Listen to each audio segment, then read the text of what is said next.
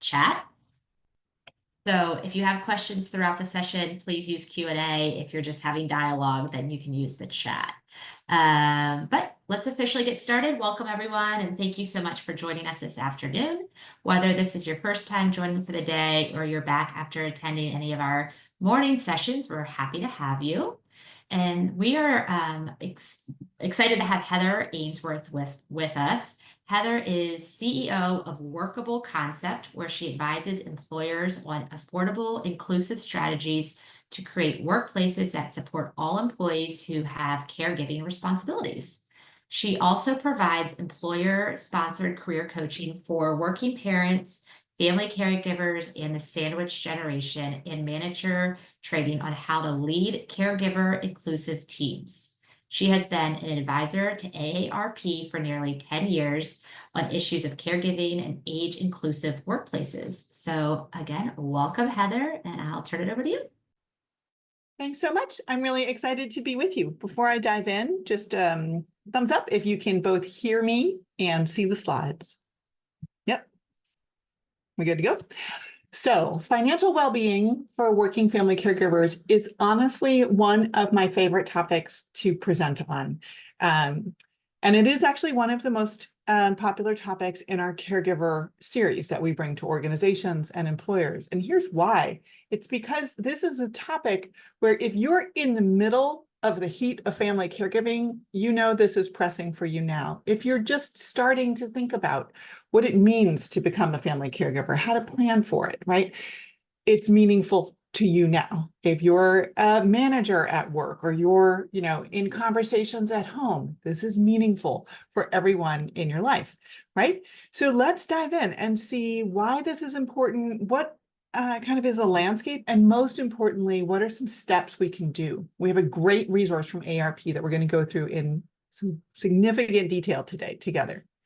Before we dive into it, I just want to sort of share these official disclaimers from the fine attorneys at AARP.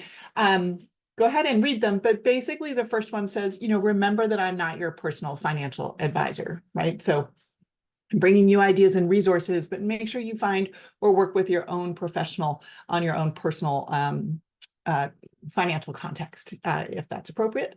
And the second is, I believe we're recording today, but just be sensitive, sort of sensitive to how much personal information you share about legal, financial, or health info for you or for the people that you're caring for. And this is why we're coming together today, right? Financial well-being specifically for those who are caregiving or looking forward to becoming family caregivers in the future. I'm sure that you've heard this earlier today, but just a quick reminder that the reason AARP comes and brings these sessions to organizations like yours is that AARP's mission is to empower people to choose how they live as they age, right? So yes, we have lots of ideas of AARP, but increasingly it is full of resources for people of every age and every stage of life and every stage of their career, because we're all helping one another achieve this mission of, empowering people to choose how they live as they age. Family caregivers are an absolutely critical part of that effort. And you already had a lovely introduction to me, so I won't go into this, but just to say, feel free to reach out to me if there are questions about this topic afterwards that we don't get to. You can always just find me at workableconcept.com, and I'm happy to field any additional questions if we run out of time together today. So if you haven't already had a chance to do this today, go ahead and introduce yourself in the chat if you've got access to the chat. You can use one, two, or all three of these introductory prompts, but I would say please at least, even if you're not putting it in the chat, take a moment and just pay attention to what's one word that describes how you're feeling about this topic of financial well-being for family caregivers. We think of finances as something that's very data-driven, lots of numbers, very rational, right? But we also probably recognize the reality that talking about money and finances is one of the hardest, most emotionally charged topics, right? Whether we're talking with ourselves in our own heads about things or, with family members, friends, whoever, partners. So think about one word that is describing how you're feeling today, and remember that that's going to affect how you take in the information today, right? So if that word is something that is anxious, as we just saw, totally common, but remember that may make it hard for you to retain some of the information. So when you have access to this deck, do make sure you go ahead and use it and be kind to yourself as you go through. So why is this a really important topic for caregivers and for the organizations that we're a part of? Well, we know that caregiving itself is nearly universal, right? And you've likely seen this quote before. But when we're in a workplace environment, which many of us are, maybe not all in the call, but many of us, it's still very much a secret second job. Nearly 3/4 of US workers are caring for someone, an adult, a child, or both. But remember that only about half of those caring for an adult tell their direct supervisor about those caregiving responsibilities. So they're trying to do that juggle behind the scenes, right? Which adds a whole nother layer of stress. Now we layer in the financial reality and potential financial stress, right, of this experience. And I'll put this poll out to you. Take a guess and put the number A, B, or C in, or letter A, B, or C into the chat. In 2021, on average, how much did family caregivers spend on caregiving expenses? Sort of things, anything that would be an out-of-pocket expense related to caring for an adult family member. I see a couple of guesses. Do we have any additional guesses? You guys have already, the info. It's B, $7,200 a year, right? Where is it going? Well, most people who are caregivers are taking on expenses that our family members used to pay for themselves, and it usually kind of grows each year. Partly because of financial need or there being a financial gap, partly because as caregivers, we're stepping into more assistance with activities of daily life, right? Or more visits to go and be helpful. And we sort of are just spending money along the way of doing that. Here's a sort of breakdown of where that money is going every year. That's a lot of money. And this is what it does to the financial well-being of those caregivers. It has profound effects with very real effects in our own later years. Just like everything else, if we're spending money now, we're not saving and investing it to use and have access to later. But take this information in and go ahead and read some of these statistics. The one I want to really highlight for you is that among working family caregivers, about 1 in 2 either quit their job or reduce their working hours, with the majority of them stating they don't want to do that, but they feel they don't really have a choice. They can't find care, they can't afford care, they just cannot put all the pieces together, right? So if this is us, or if somebody in our family is in a working family caregiving mode, this is something to pay attention to because of that statement here that about half of those people would rather be able to stay in their jobs the way they are, with an eye probably to being able to save for their own retirement and their own caregiving expenses in the future. So there's lots and lots of tension here. And within the ranks of those working family caregivers, right? Some workers are harder hit than others, potentially. When we look in at the data, we know that caregiving is a really intersectional experience. So caregiving's financial effects intersect with other realities. For example, among women, you may have racial or gender wage gaps, parenting, family caregiving, all kind of layering in on top of each other. So take a guess. When we look at the numbers, how does this actually play out? You know the drill. When you see one of these aqua background slides, it means you're on the hook for putting something into the chat or taking a poll or having a moment of self-reflection.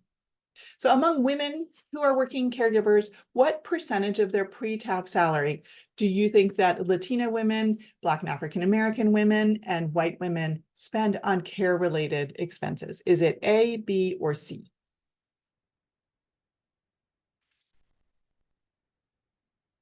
Put that that letter in the chat.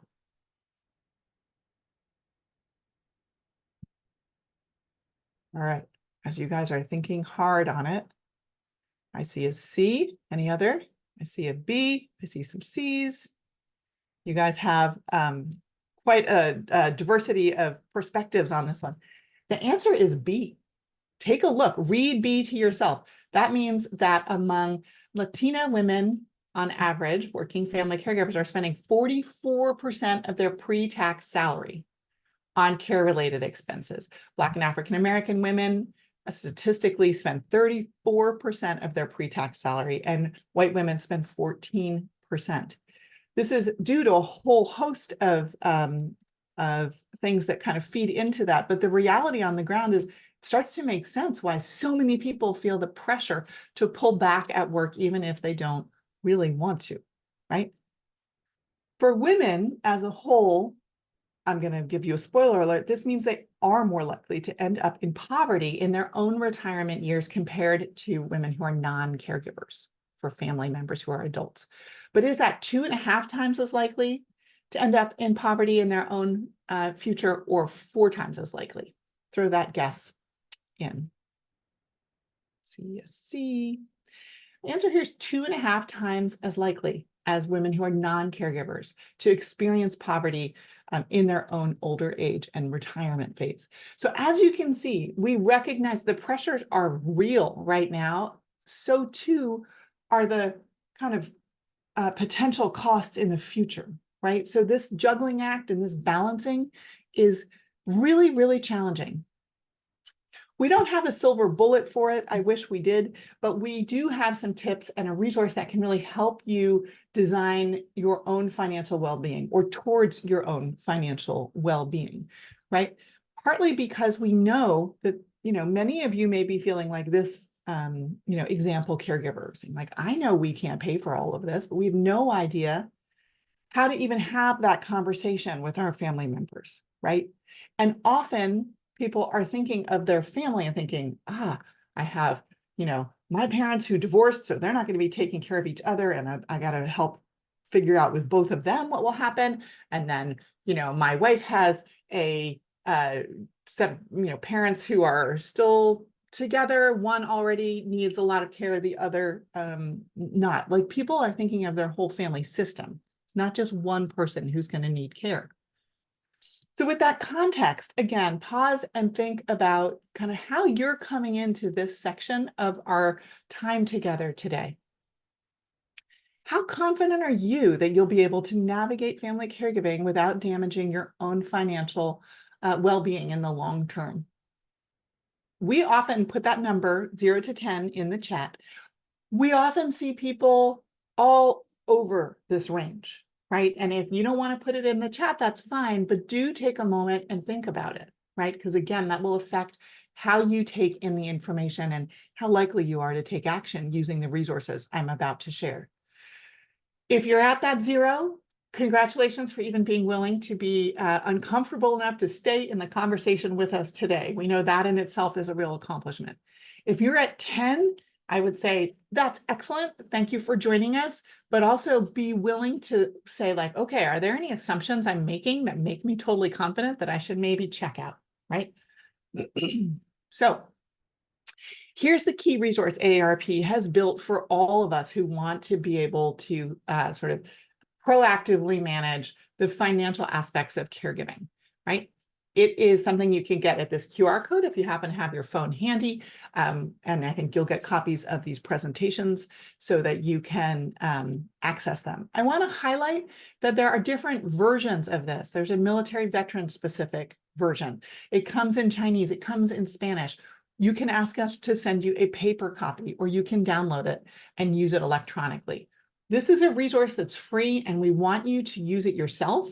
We want you to share it with your family members. This is an incredible resource to help coordinate and sort of spark conversations among a family or care team, right? So everybody's on the same page, and people are willing and able to stay in sort of uncomfortable conversations towards a shared understanding and the outcome. When you dive into it, this is what it's going to cover. It has 5 sections, and each section generally has some information, some conversation starter questions, right? And some worksheets that you can literally be filling out to gather the information as you go.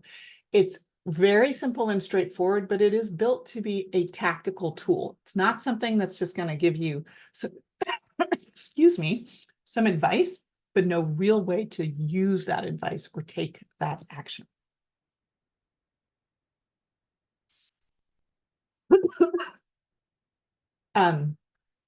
The first section is on health and health planning. So what we're going to be doing in these early sections of the financial workbook for caregivers is gathering the information we need in order to understand what are the numbers we're feeding into budgets at the end of this process, right? We're gathering information that will be helpful because, for example, here, who provides their health insurance? What are the research pieces we're going to do about caps on coverage or copays or deductible, or identifying if there are financial implications for using preferred hospitals or doctors or pharmacies, right? This section of the workbook is one where you're gathering healthcare information, which is useful so you understand the health scenario of the person that you will be a caregiver for and what their healthcare needs are. But you're also gathering the information that helps you help them make sure they're getting the medical care they need in a way that's the most cost effective for them, right? So there's worksheets in the workbook that will walk you through this. It will also be a great opportunity to bring up and discuss getting some key documents in place if they're not already in place. These are not going to necessarily feed the budgeting that we're doing towards the end of the financial workbook. But if you're talking about healthcare already, these are natural conversation extensions, and they're very valuable resources to have, right? A Go Kit, advanced healthcare directives, power of attorney, medical and financial, and potentially asking about if somebody has already made any plans for their end of life in terms of internment or services and acknowledgements that they want. So we all know that AARP and I, as an expert guest to join you today, are not the holders of all of the expertise and experience here. You all have ideas and advice that we want you to share with each other too. So in the chat, what advice do you have for your colleagues, right? For your other Alumni Association members here today to share about gathering health information or managing healthcare costs for your own family recipients? Were there some tips? Was there something you learned the hard way? You're like, I wish I'd known this or that, right? I'm going to get us started and put something in the chat. I'm not going to say it out loud because I want you all to open the chat and read it because this is a big one. Ready? And you guys add your own advice or tips in as well.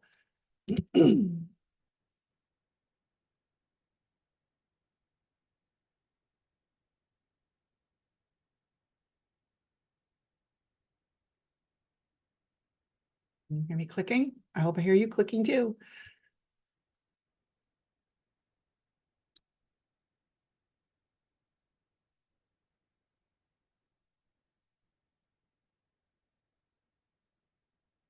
All right, go read my chat. If this is surprising to you, respond in the chat. I'll read it in a second because some of you I know don't have chat right where you are right now. But basically, one of the key pieces of advice here is that Medicare does not generally cover the full costs of in-home care or assisted living or skilled nursing. So when you're talking with your family member, they're like, I've got a plan, it's all good, and you'll need to know it when you need to know it. Stop asking me. You might respond with, hey, does that plan involve an assumption that Medicare is going to pay for the costs of care when you need it in home or in a residential setting, right? And that opens up a big conversation if, in fact, anyone in the family has that assumption working. All right, so the second section of the financial workbook for caregivers gets in and walks you through the costs related to housing and transportation. And the housing, when you're filling out the worksheet of those costs, make sure you're thinking of these categories. It's not literally just what is paid for a mortgage or rent, but what are the total costs of this type of housing currently? Some families tell me that this is where they also kind of say, okay, right now, here's what the housing costs are, but we're looking at a couple of different scenarios. One where mom and dad move in with a family member, one where they move to, another smaller apartment, and one where they move into a care community, right? And they start to just create different versions of what housing costs can be. So you can use this financial workbook to help you see into different options that you and your family members are considering.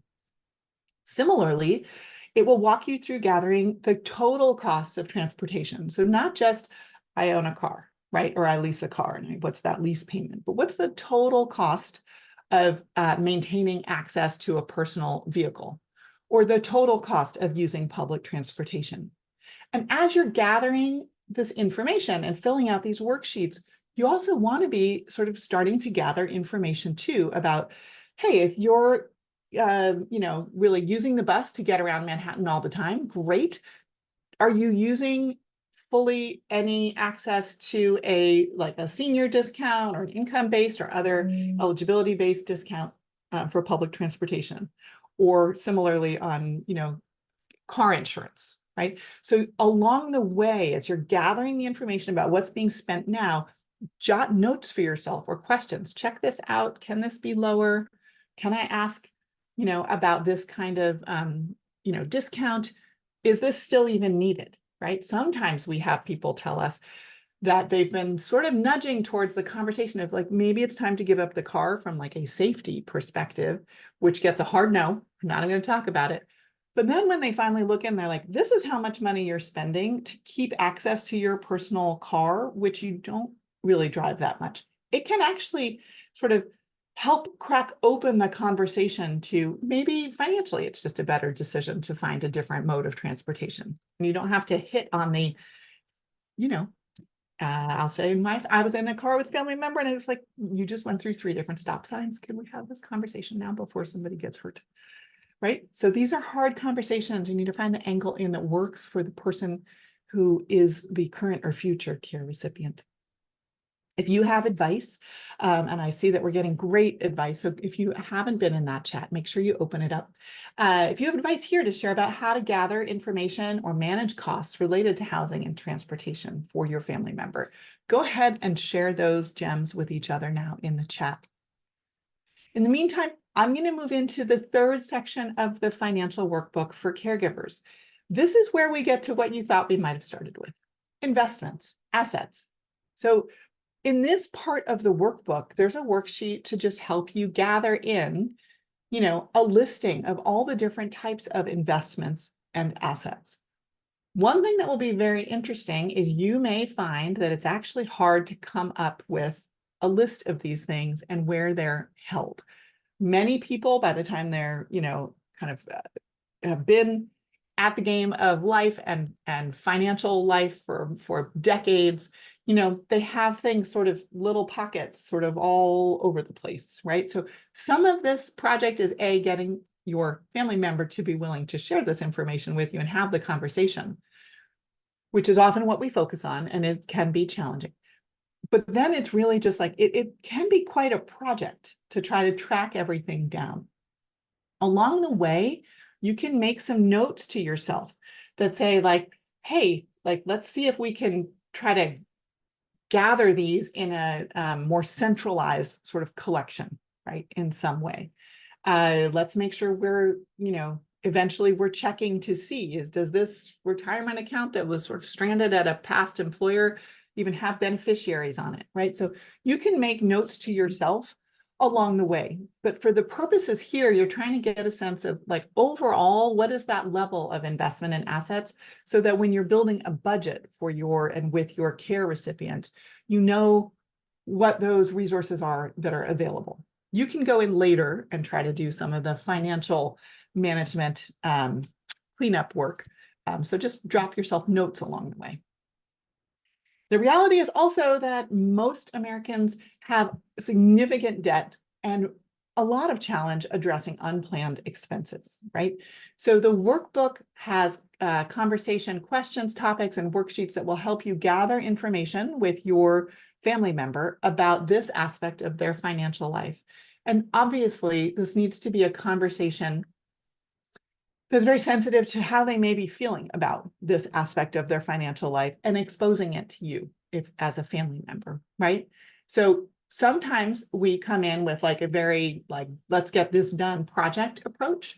And we need to step back and remember that the way that our family member is feeling about any one of these topics is going to affect how much they're willing to talk about it and how open they're going to be about the reality of sharing all of the needed information that you'll need in order to help them create a budget, right, for their future life and care.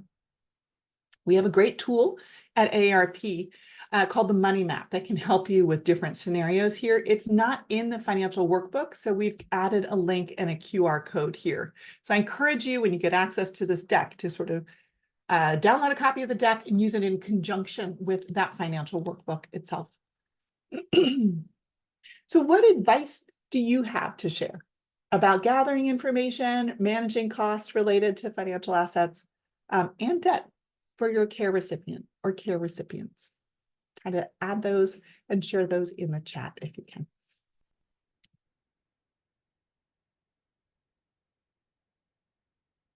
Another question that often comes up that you will likely have tips for each other on is, how did you get your family member to talk about their financial life? Right? How do you even get them into that conversation?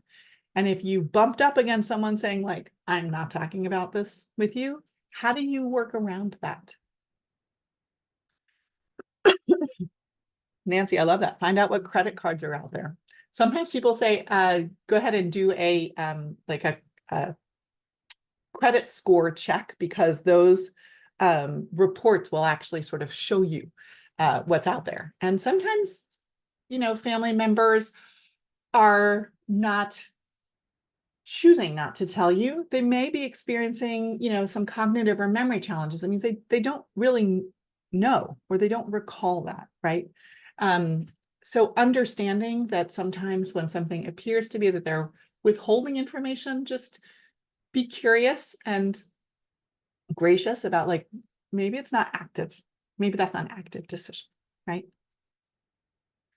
Yes, yes, I see, Dr. Dingle, your comment that independent people are often not willing to accept help, and some people hide what's going on with them as they age. Absolutely, absolutely. Yep.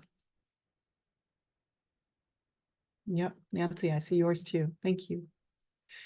So at this point in the financial workbook for caregivers, you've had a lot of conversations, and I'm just going to be real with you. Those did not all happen. Like, you didn't work through that whole set of medical and housing and transportation and investments and assets and debt. That's too much conversation for one Sunday afternoon hour before family dinner, right? This is likely a workbook that you're kind of working through together at the pace that works for your care recipient, right? When they start to shut down or it's too much, you got to kind of pull back and pause and then approach again when everybody has fresh energy.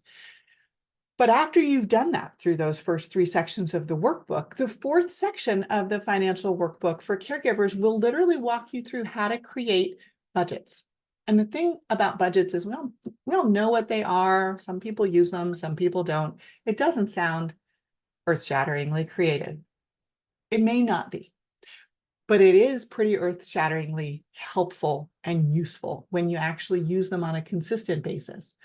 So the workbook guides you through creating 3 different budgets.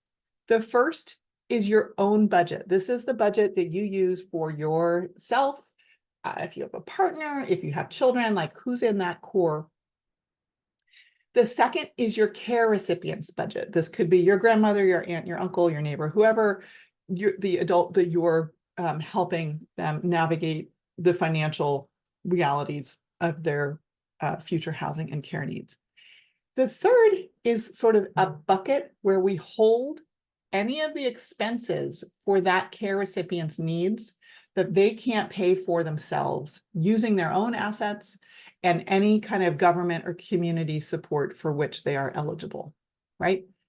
I'd like to say that it's really pretty easy to have that third bucket be empty, to have that budget kind of even out.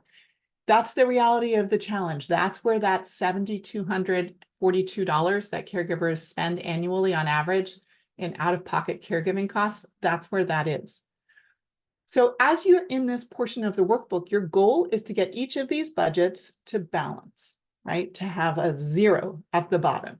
The income is going to cover whatever those expenses are. It can certainly be a challenge.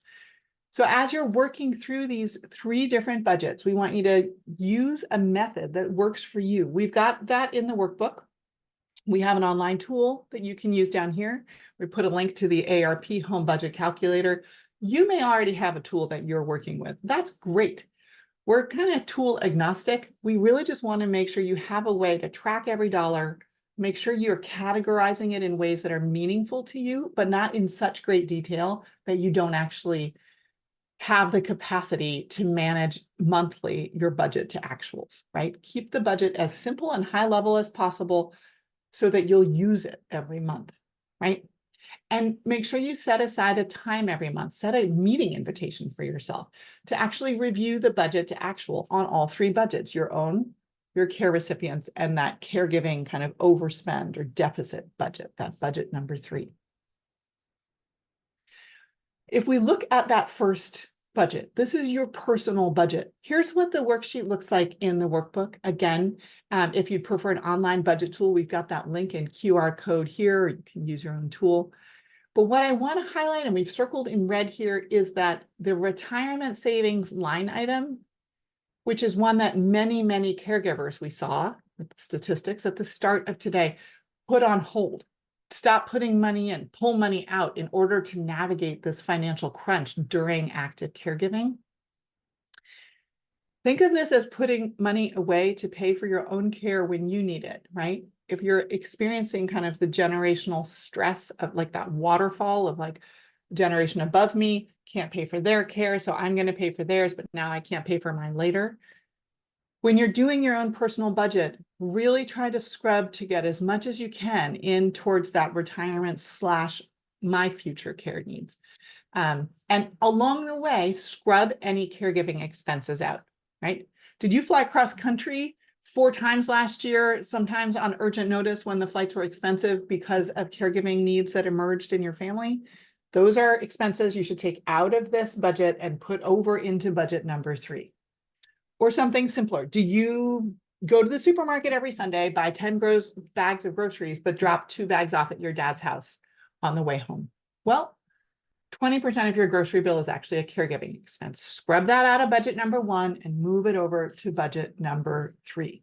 This budget would be, what is your budget if you're not spending money on the support and care of that adult family member? We're not saying you can't spend or shouldn't spend money in those areas, but we want you to have sort of clean boundaries so you can see what's what and make active decisions about how your financial life intertwines at some point with your care recipients. Here's your care recipients budget. It's a very similar worksheet, right? Here's where you're using all the information you gathered in sections 1 to 3 of the workbook to fill this out, right? You already have all the information. Often this is a project people kind of do behind the scenes, right? Like you might sit and have those conversations with your older family members or adult family members, gather the info, and then kind of bring it home and do your own work, creating a draft budget, which you then might use for future conversation or decision-making with your family member.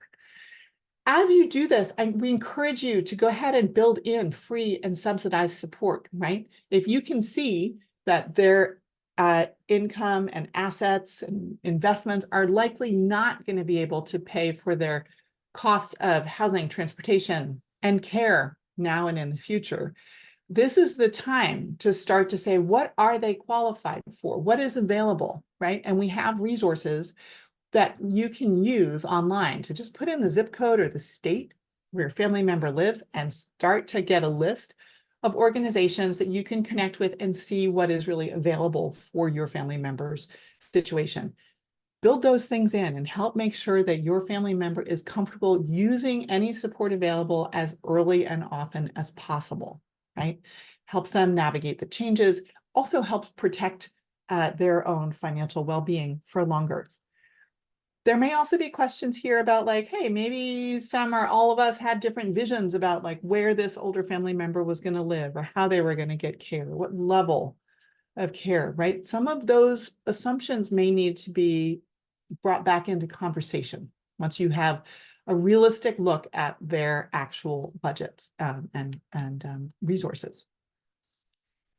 And when these two things come together, you'll notice I am very specifically not calling budget number 3 your caregiving budget, which is what it will look like in the workbook. That's because while this is the number that could end up being what you pay or what you split with other siblings or family members, this is really a caregiving deficit budget, right? This is the worksheet where all of those overage costs that don't fit in the in the care recipient's budget number 2, they land here. Now you have a document to share with family members, to share with your care recipient to talk about, to share with a social worker, right? Or somebody else in an organization, community, local, or state who could say, oh, we actually have this program or we can help with this, right? To bring these costs down closer to 0. Because that $7,200 that people spend year on year, that's the average. And it can be much, much higher, particularly if you're not co-located with your care recipient kind of close by, right? Or if they have a chronic or long-term medical condition that will require long-term, care in different ways, right? That's an average, and it's still a lot of money. So we come full circle. The total on that caregiving deficit budget, which we know on average was that $7,242, really can affect your long-term financial well-being. And we saw what that can do at sort of a tail end, right? When we were at the beginning and we said this can make women 2.5 times more likely to experience poverty, right, in their own retirement years and things like that. Well, how does that happen? Let's take a quick look here, make some basic assumptions. And an average caregiver who spends that, $7,000 a year, and we know that ARP research tells us the average amount of caregiving for an individual is 4.5 years, right? So now this money is hitting every year.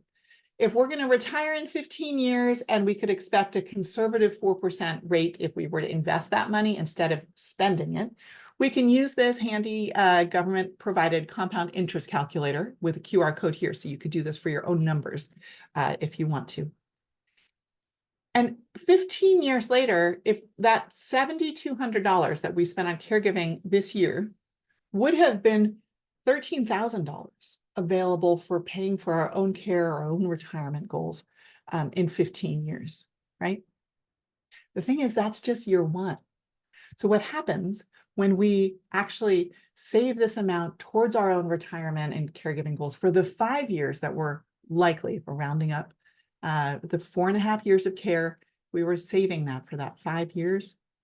When we retire 15 years from now, that is $60,000 that's missing from our savings that we put aside and built for our own care costs and our own retirement.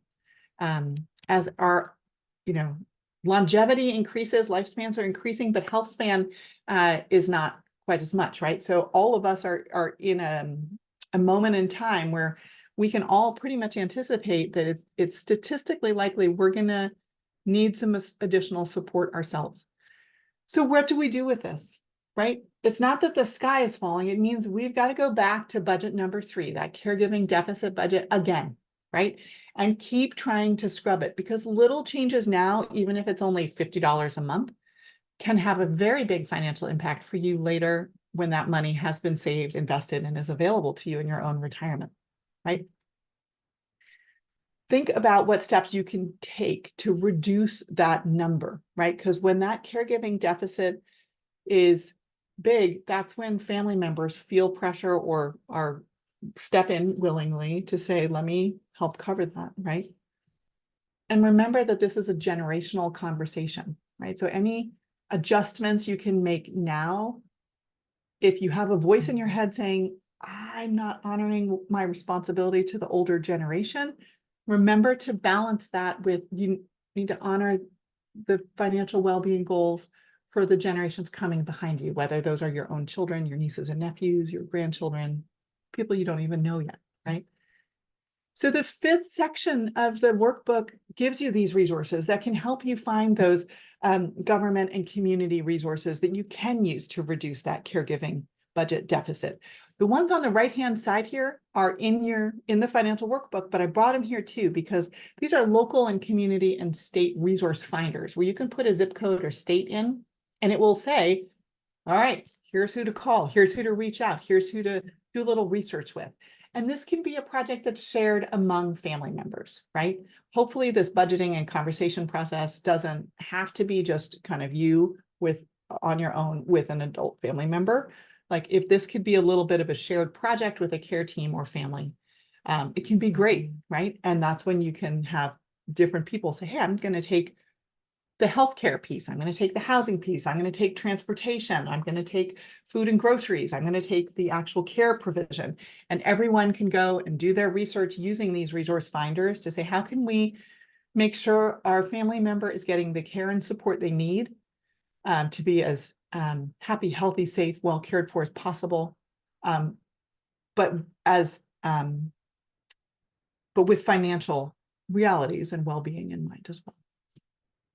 So if you have any information that you want to share, things that have worked well when you've tried budgeting for yourself or, with a family member in this context, go ahead and share it in the chat, right? This is something where the conversations you'll have to gather information using the first three sections of the workbook are really valuable, but the way it comes in to a point that will help you protect your own financial well-being and to be able to make informed decisions about how much you're using your own resources and what that means for you. So you can make an active decision, right? We don't have a perspective on what are good or bad decisions. Our perspective is we want you to be able to see in the short and the long term what these decisions mean for your own financial well-being. So share those in the chat. But as you're doing that, when you're done with that, take a look and read these three experiments. We always in these sessions want to leave you with some small actions you can take to just get yourself moving, right? To move from, I was stressed about this topic and I came and joined the session. I kept my anxiety down low enough that I actually stayed for the whole thing. But we want you to have something that feels like a bite-sized way that you can take a step towards doing something to address this challenge and opportunity in your life. So read these three experiments and put the number of the experiment that you want to try into the chat. They're all going to take really not that much time, 15 to 30 minutes total over the space of a week, right? But as a mentor once said to me, because I'm a very analytic person, she said, Heather, you cannot steer a parked car. Just get into motion and then you can change directions if you want, right? So take that advice to our heart and pick something that you're going to do to just move yourself to action on this topic.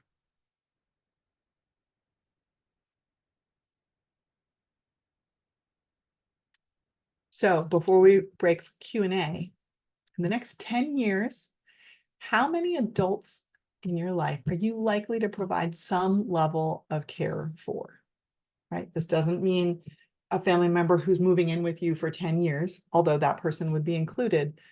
But, how many people are you likely to help out with their activities of daily living, help them manage their financial life, right? Help them out with managing and keeping track of medical care.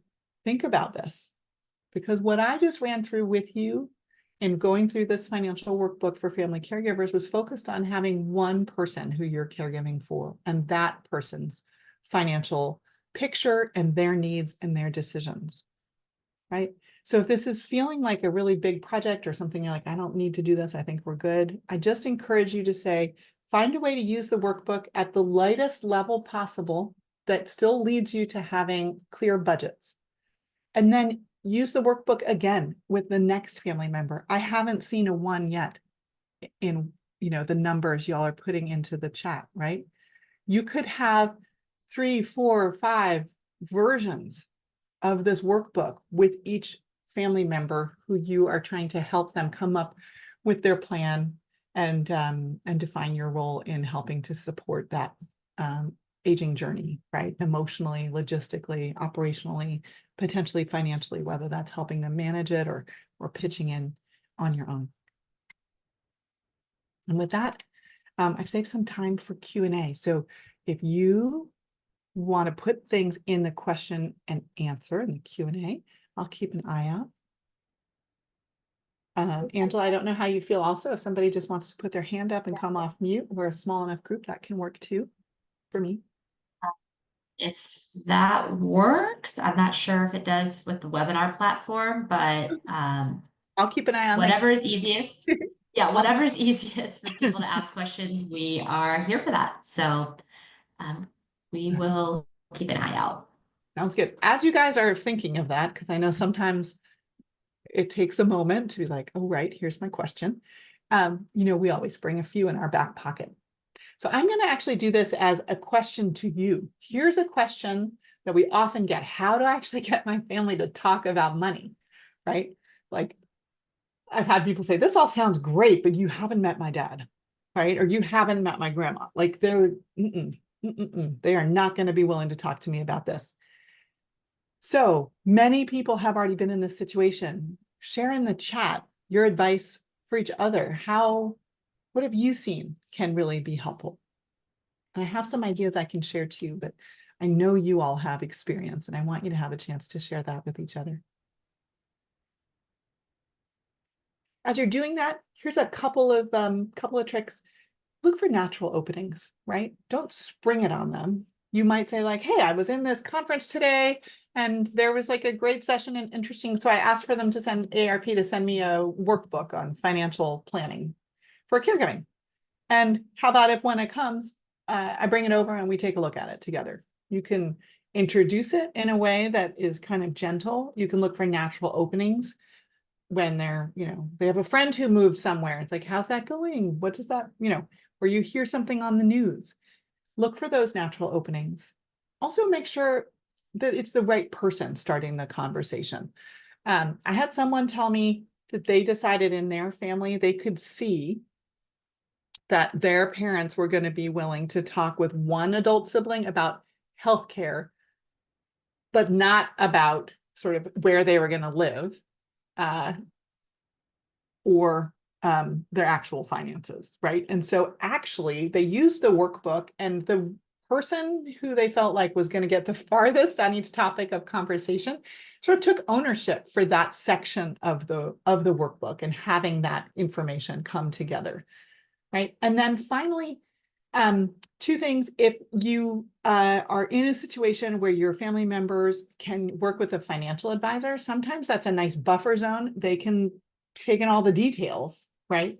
Fill out those worksheets about income and assets and investments and debt and all these things, but then share out with you and the care team or your other family members, here's the amount that's going to be available each year that you can budget towards. Right? So you don't get all of the details, but you still have the ability to budget. And then finally, if you really run into people who are stonewalling on these conversations, which is not uncommon, remember that you can ask them to listen.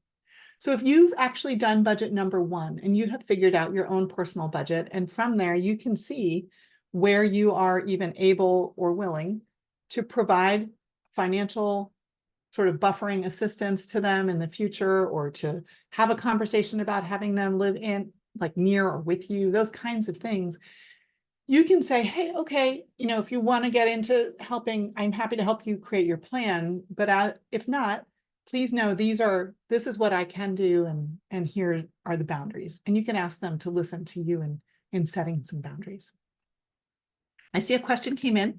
Any advice on cost sharing with siblings when some have more money than others? Is there a way to make it fair?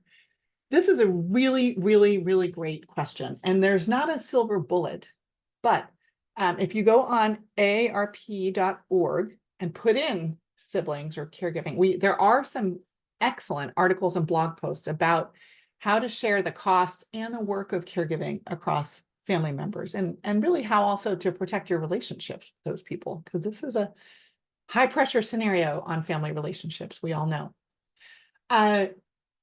one way people sometimes talk about it is to say there's financial responsibilities and ways to pitch in, and there's like hands-on care, there's planned care, and there's kind of like emergency swoop in short-term notice care. And sometimes siblings or family group will sort of work out based on what works for each person, right? Kind of what's easiest for them to give or what they're most willing to contribute to the overall effort and kind of balance it out, right? Check out the comment that Cara just put in. My sisters and I split up the responsibilities, which is helpful. One sister is the CFO, one is the one who handles anything interacting with people, CPO, I love that. And another is an advisor. Absolutely. You may have someone whose job means, or their work situation means they actually can sort of show up pretty quickly when there's an urgent need, right? And that's a very valuable thing. That person may not be able to say, hey, I'm going to contribute as much financially, right, to paying the costs of care. So within the context of sort of what feels fair, remember like time, treasure, and talent are all resources that people are contributing. Also, frankly, having a budget and having that caregiving budget deficit, that budget number 3, means that you have defined this is the problem that we are all solving for together, right? If everybody has done that in your family, scrub the caregiving expenses out of their own budgets and put it all into that budget number 3, now a group of adult siblings, for example, can say, hey, there's $20,000 here that we have to find or figure out or bring those costs down or adjust the plan, right? And it becomes a conversation about solving for the specific needs of that adult family member who you're all caring for, without anybody getting in to see your own finances, right, across those adult siblings. I see a question in the webinar chat. Oh, that Angela just responded to. And so somebody was having trouble finding out how her husband paid for some services for her parents. So I was just asking if she's already called the lawn company to see Yeah, if they've, you know, can give her like the last 4 digits of the card, or just give them a new credit card to pay for it. Yep. Yep, absolutely. And sometimes, those things are going to crop up for a while, right? Financial lives have lots of little fingers. And in my experience, at least, people are pretty willing to be helpful when you explain the scenario. You're like, I'm just trying to like catch these things. If it's through an app and the stuff was anonymized, there must be some kind of customer service, even if it's just an email or a form you could fill out on that app. Alternately, you can, let me see all the details here.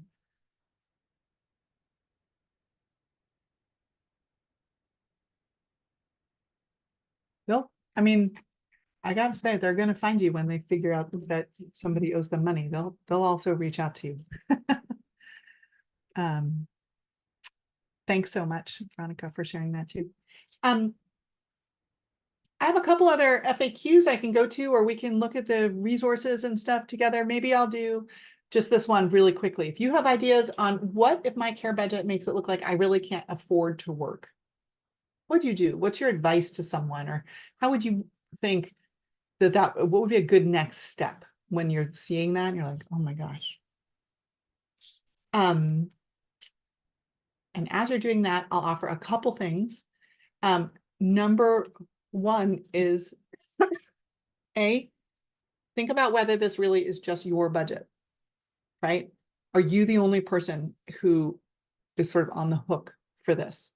It's not unlike somebody who has a child and it's like, oh my gosh, I can't even afford to go to work. Like, I'm working just to pay the babysitter, right? Without thinking, hey, maybe there are 2 partners involved in caring for this child and supporting this child. And so maybe that number of like kind of paying for care is actually shared, right? So question how you're looking at and framing it.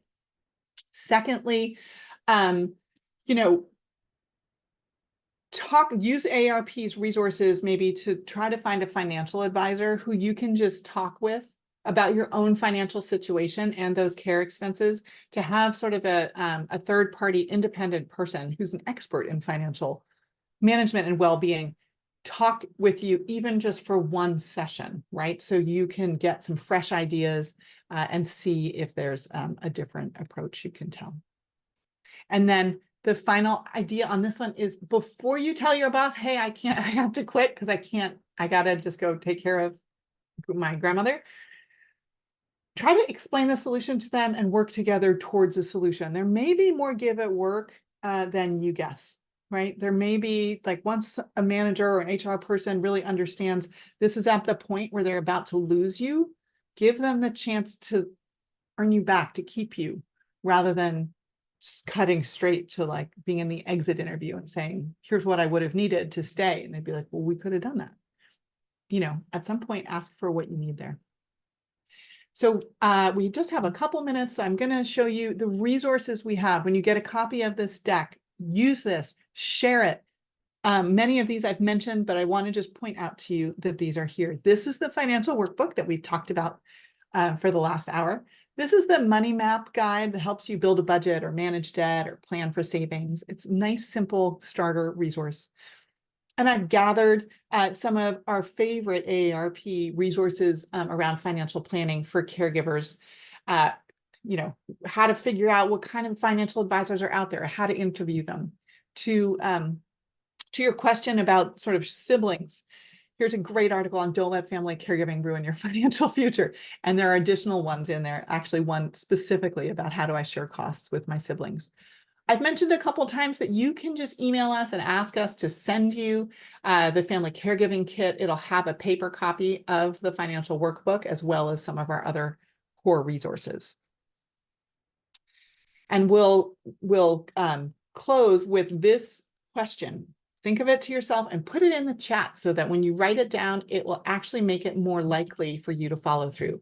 When can you find 30 minutes? That's it, right? This is like, you probably once a week take a lunch where you're just scrolling social media mindlessly, trying to take a break for 30 minutes.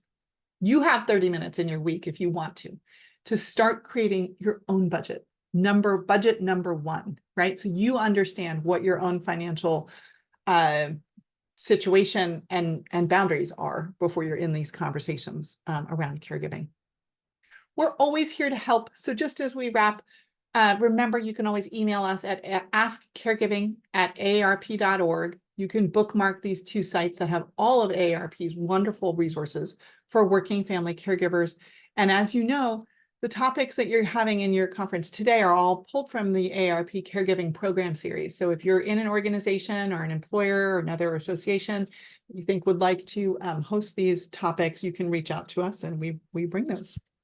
So as I hand this back off, I'm going to leave this slide up just so you have easy access if you have your phone handy and you want to go ahead and snag these resources for yourself so you have them before you get a copy of the deck.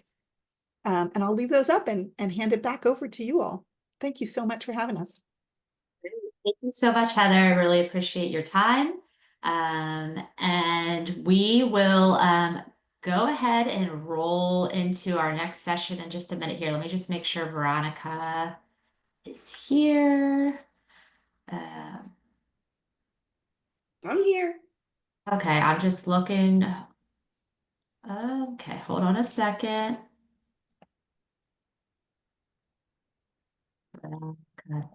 There we go. Sorry, had to find the spotlight. Okay, so again, thank you so much, Heather. Wealth of information. But now I have the pleasure to introduce our last speaker of the day and fellow Terp, Veronica Segovia Bedon. Veronica is AARP's Program Management Director for Family Caregiving. She joined AARP in 2014 and held previous positions in communication and marketing, multicultural leadership, and DE&I. Prior to AARP, Veronica worked on healthcare campaigns at Edelman and managed employer brand and employee management at Vocus. She speaks Spanish and holds a BA in communication, public relations from UMD, go Terps, and an executive certificate in the Strategic Management of Diversity, Equity, and Inclusion programs from Georgetown University. So Veronica will be leading a session on sandwich generation. Thank you, Veronica. Thanks. I just want to take a second. I know there's a smaller group of us on for the afternoon. And I mean, if people need to get up and just kind of like stretch or give themselves a little hug, just go ahead and do that. I'm going to stand up for this session just because I got to stand up. And I think it's good for everybody to just kind of like breathe, and because this is a lot of information, and to start to just, oh, I have to send a request to share my deck. So before I start sharing here we go. Should be good. Yep. Yeah, I just wanted to offer that time to you because I can't see you since it's webinar.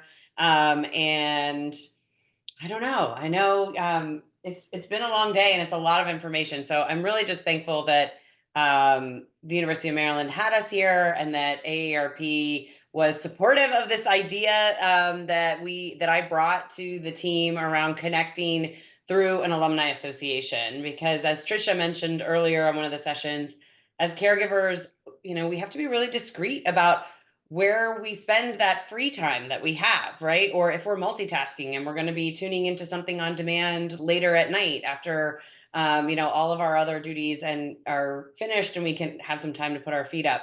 And sometimes it's not wanting to hear from an organization that we're not connected to. And so I wanted to meet people where they were and just see how that would go. So I'm just really thankful to both Alumni Association and to the AARP team for being open and doing this with us today. So as you mentioned, I'm here to talk about the sandwich generation, caring for both kids and adults. You've seen this disclaimer earlier. If you're just tuning in now, it's a reminder that this is general guidance, and I might be sharing from my own personal experience, but when it comes to your own unique experience, your personal experience, we recommend that anything related to legal, financial, or health advice, that you seek out a professional and deal with your own unique situation. And then also, because this is being recorded and may show up in an on-demand library for Alumni Association members, just be mindful around what you're sharing, and that there are other folks. Be mindful that there are other folks in the chat. And with that, want to mention too, there are other folks in the chat, right? And so everyone's unique situation is just that. It's unique and it's individual to them. And so what we want to remember is, let's share the floor so everyone feels that they can share openly and honestly, and has an opportunity to chat or ask a question. And just remember that to keep it confidential, and this is a judgment-free zone. So with that, I'll get us started on the sandwich generation at work. So we heard this a little bit earlier from everyone else. Just a quick reminder at AARP, if you're wondering why we're here talking to people who are not yet retired, that's because our mission is to empower everyone to choose how they live as they age. And we have found, especially now, that a lot of the folks who are coming to AARP for caregiving resources are actually under the age of 50. The overwhelming majority are actually coming to use a caregiving resource on our website that actually are younger than 50. We went into who I am in terms of like my professional bio, but I did want to mention that I grew up in College Park. I am the daughter of two Paraguayan immigrants, and my father is a retired college professor from the University of Maryland. He was a geology professor, and if you took geology or environmental geology anytime between 1969 and 1999, you might have had my dad, Dr. Antonio Segovia. And he's 91 now, and he still lives in his home in College Park, the home I grew up in, with my mom, who's almost 80, and my sister, who is 40 and is their full-time caregiver. For a little while, they were here with me for the last 6 months. My dad had a fall back in February, and all of them were here. So I was in the sandwich while starting this new job at AARP from February till right around when school started, right when my son started kindergarten. I was able to discharge my dad and mom back home, and they're doing well, but they're only 15 minutes away. So anything they need, the same way Kara mentioned, just dividing duties. My sister and I really do divide duties, although she is shouldering a much larger load. And I know that she felt more supported when we were all here in the same house. And I can say that because we were here. She had myself, she had my husband, the kids were here. They kept my parents smiling and happy, even on days that might have been really hard. And she could go and take a walk and have that kind of respite or lean on us for support as we lean on her for support. So I'll talk a little bit more about the importance of respite and self-care for caregivers, especially if you're in the sandwich generation. But I just wanted to share a little bit about myself there in terms of as a caregiver, who I am and who I'm sandwiched between. And now I'm going to invite you to do the same in chat. So if you'd like, talk about your sandwich. Someone once gave me the example of the panini press, which is, you're caring for your adult parents, you're caring for your children, and you might be caring for a sibling or a sister-in-law or a cousin or someone who's really more like in your age group or generation, but you're helping them through, be it an illness, whether it's, something they're going through emotionally. And so a lot of times sandwich caregivers are sandwiched between more than one generation. And then we also sometimes, we're not going to talk about it today, but we are learning more and more about the skip generation, which is grandparents who are taking care of their grandparents who are taking care of their older parents, but who are also taking care of their children's children. So if you could drop in chat, my name is, my sandwich includes, and today I want to learn about what. And I actually can't see the chat because I have this deck super large right now on my screen, but hopefully folks are in there sharing. And I just shared a little bit about myself. So we're going to start with why the sandwich generation is important, why this topic is important, not only to us as caregivers, but also to us, if any of us here who are representing employers, anybody here who manages a team or is a people manager. Why is this important to you? We're going to start with that. And each time I go to a new section, we'll just cover what that new section is going to be about. Trisha shared this earlier, so if you were with us before lunch, this is a lovely quote that we use in a lot of our presentations, that the former First Lady of the United States said. And I think it just really captures that caregiving is a part of the human experience for most of us, if not all of us. Typically, if you are caring for someone now, you will likely be caring for somebody in the future. I've sometimes been taking care of my mom, and then my mom, everything works out with my mom, and she's all of a sudden, she's doing so much better. And then something else happens with someone else in my family, either my dad or my father-in-law or something else. So it is really universal, and sometimes it can feel like we're getting hit from all sides. If you are new joining us just for this session, I will just remind you of those tasks that we've talked about in the other sessions, which are if you help a loved one with household tasks, such as cleaning, laundry, or yard work, if you're driving to doctor's appointments, making shopping trips, or running errands, if you're communicating with health professionals and coordinating healthcare or medications, if you're helping with a loved one's finances, as Heather Ainsworth just walked us through, or paying bills. If you are doing any of those things, then you are a caregiver.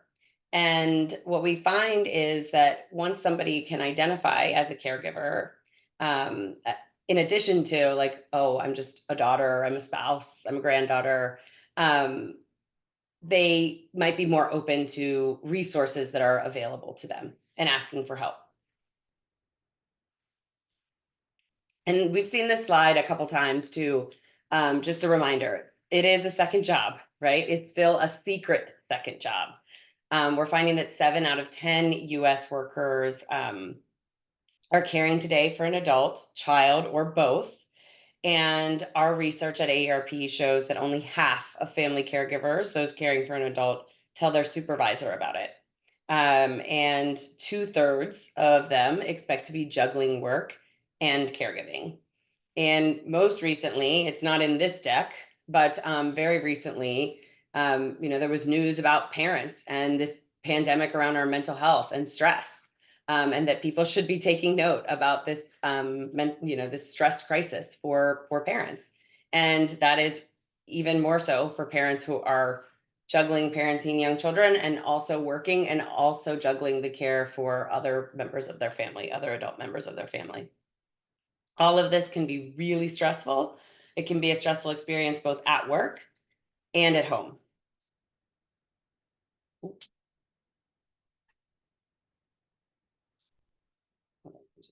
My slide. Okay.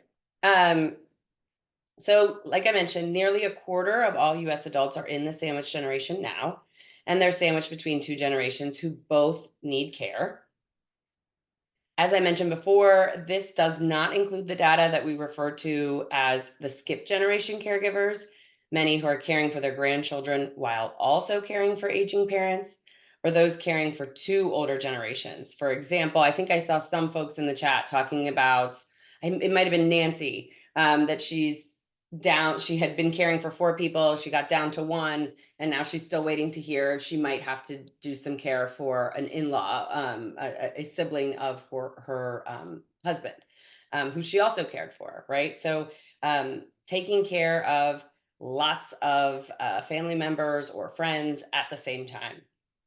And it's clear that the ranks of the sandwich generation are growing quickly, given that 1 in 3 US residents is now over 50, and the younger generations who care for them are much smaller. Soon, people over the age of 65 will outnumber people under that age cohort. And so what does that mean for us in terms of care? Who's going to be available to give that care? In this context, we're going to see many more people taking on caregiving than we may assume. And who are these folks? So we can see from this study, this Pew Research study, that more than half of people who have a parent are more than half of people between the age of 40 to 49 are taking care of both adults or children. And if you close your eyes and picture a sandwich generation working caregiver, the picture in your mind might tell a different story, or just part of the story. When you think about all the context that goes into a sandwich generation caregiver. So a third of them are in their 20s or 30s. A full 12% of parents are also caring for an adult. And the pressure is not just in time, but it's also financial pressure. And we know that financial pressure can lead to stress and mental health challenges. And no surprise, many sandwich generation caregivers are still working full or part-time. Feeling stretched thin or very stretched, raise your hand or drop in chat if you are part of the sandwich generation and this resonates with you. Is you're feeling very stressed. If you're feeling stressed about the finances of sandwich generation caregiving, you're not alone. 2/3 of us are somewhat stressed or very stressed about our finances. And it's mind-boggling to consider, but more than half of the sandwich generation caregivers expect to spend as much or more on their parents as their children in the coming years. And it makes sense that the sandwich generation caregivers are tired, really tired. After working, we're going home and providing care that accounts for a second nearly full-time job. Yet, sandwich caregivers are still excited about the universe of career opportunities. Research is actually challenging some of our assumptions, which is that we're often not giving these workers enough credit. It actually suggests that employees with care responsibilities aspire to senior leadership positions at higher rates than non-caregivers. And managers who would sacrifice other goals to spend more time with their families have significantly better performance reviews from their supervisors, peers, and direct reports than those who would not. So even from our own experiences, we know that caregivers are often highly efficient at work. We don't have time to waste at work or at home. And so we're very focused on accountability, performance, and execution.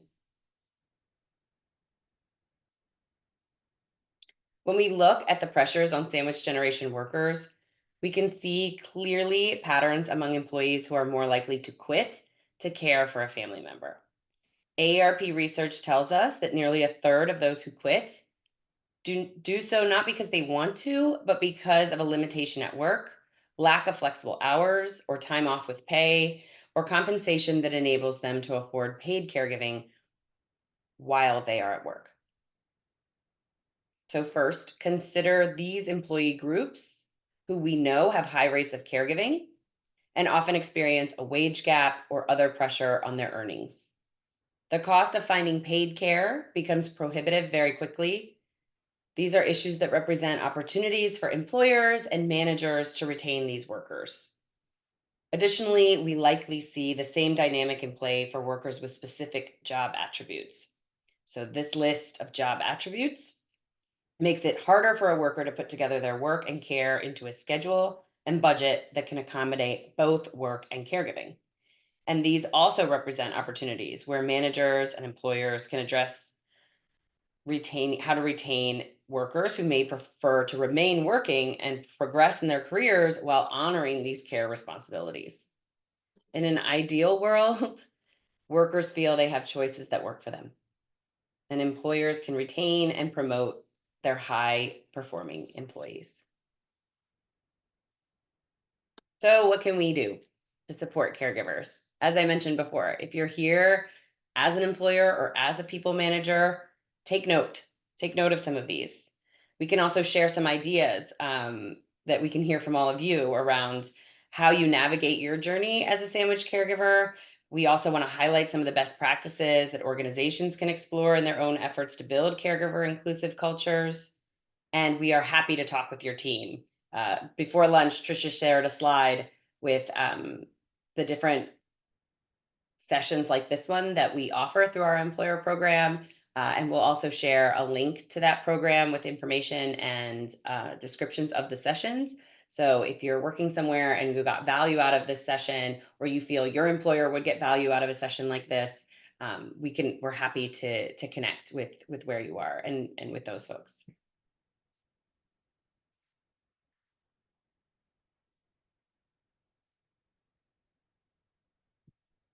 With these well-documented pressures on sandwich generation caregivers, we might be tempted to think that they are feeling low.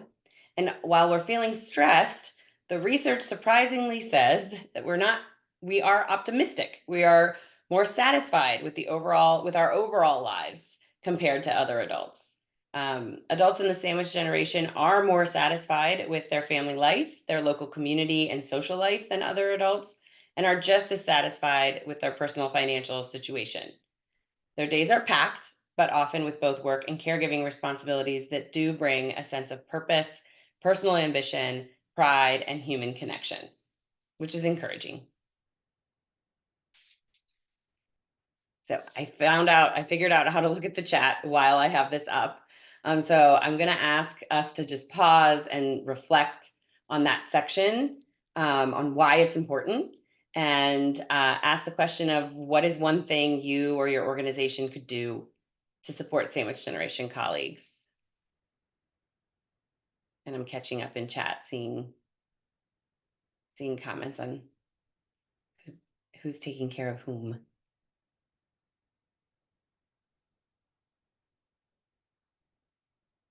Oh, I see, Nancy, I appreciate your comment. If you look at the ages people start to really get sandwiched, you will notice it's the age at which people normally start to experience their own age-related health problems. Yeah. That's where self-care can come in. So it's so important, right? I mean, it's hard to fathom, like finding time to do self-care or find that time, but it's interesting to see oftentimes caregivers can end up sicker than the person they're taking care of due to stress that then leads to other chronic conditions like weight gain, diabetes, hypertension, high blood pressure, lots of different things. So any ideas on what folks can do to support sandwich generation colleagues? I would say I'm feeling very supported today in that Trisha, who's also a sandwich caregiver, along with me, and we both work at AARP, that she was able to make the time to be a part of this session, but also make the time to connect with me on how we build this, and which sessions we chose and brought to the table. Oftentimes she's an ear for me as well. Earlier this year, we both had our dads in the hospital at the same time, and we were just navigating discharge, and then after discharge came following up with the home health aide, and I was in a situation where my dad was refusing to come here first. He wanted to go to a facility, and I was trying to talk him out of it, but at the end of the day, it's his choice. So I will just say that knowing other sandwich generation colleagues are employed with me and working alongside me is really, really supportive for me. Yeah, Krista, as a person, just listen to each other when you need to talk or vent. I love that. Organizations can offer as part of benefits different self-care services, teletherapy, for example. Yes, yes, there are also EAP programs, what we call EAP programs, employee assistance programs, that offer that as well. And they cover a certain amount of sessions too. So going from why it's important to how can we thrive? How can we thrive as members of the sandwich generation?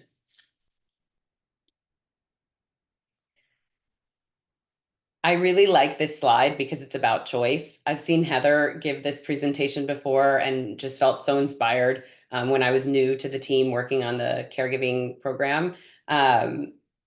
Because really, if we remember one thing from today, it should be this.